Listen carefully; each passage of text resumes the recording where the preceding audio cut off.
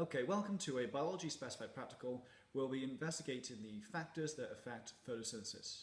Now, light is one of the factors which can affect the rate of photosynthesis, and in this investigation we'll be using a green plant named Canadian pondweed, or Alodia, and this will produce bubbles of oxygen as a result of photosynthesis. The number of bubbles of oxygen produced is affected by the light intensity, and we'll use this lamp here as our light source and move it further away to decrease the light intensity as we go along. Now, to set up the experiment, first of all, need to place the Alodia into a beaker of water. Now, I'm going to use a larger beaker so it'll be more easy for you to see. Now, this water will need a good rich supply of carbon dioxide. So what we'll be doing is adding some spatulas of sodium hydrogen carbonate. And you need to add one spatula for every 200 centimeters cubed of water that you use. And that will show that the plant has enough carbon dioxide to be able to photosynthesize. We will then need a funnel to sit on top of the pondweed, and you can see I've added some blue tack or plasticine at the bottom just to make sure it just sits off the bottom of the beaker. So I'm just going to place that over the top. Hopefully my plasticine will stay on.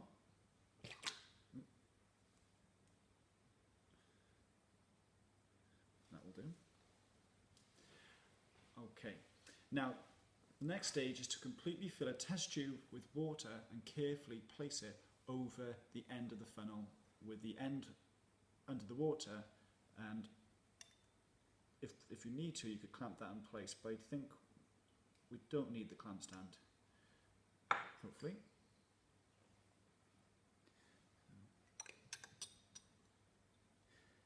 And now what you can see is the water is above the funnel, and so the water in the test tube will allow us to see the oxygen bubbles and count how many oxygen bubbles we get per minute. Now, I've placed the lamp to start off at 5 centimeters away from the pondweed. Okay, and I will start the stopwatch and record the number of bubbles of oxygen produced in 1 minute. I will then repeat this experiment with the lamp moved to 10, 15, 20, 25, and then 30 centimeters.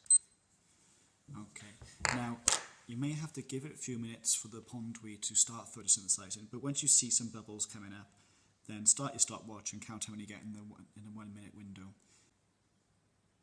Okay, that's our first minute's results, and we had 21 bubbles. So I will now place the lamp at 10 centimeters away from the plant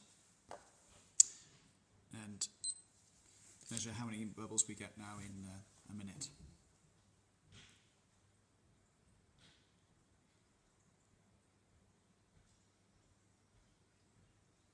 5, 6, 7, 8, 9,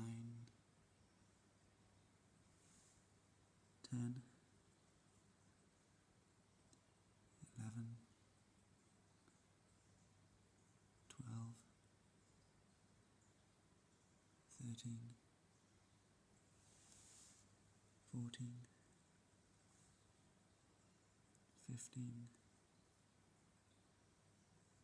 16, 17,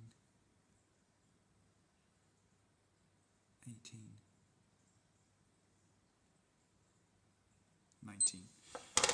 We've now seen a slight decrease in the number of bubbles given off now. And as we go now to 15 centimeters, hopefully we'll see the trend continue and the number of bubbles produced decrease.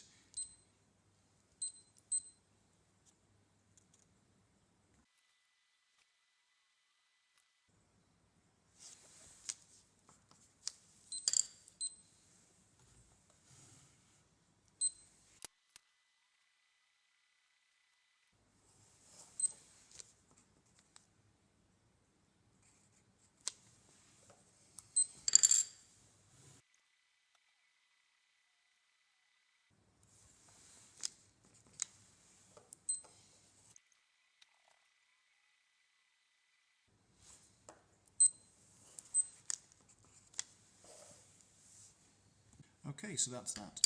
I've completed my first trial. I will now recommend that you do it a further 2 times, so you have 3 repeats, and you then can calculate a mean. and this will enable you to judge the repeatability of your results and spot any anomalous results and so on.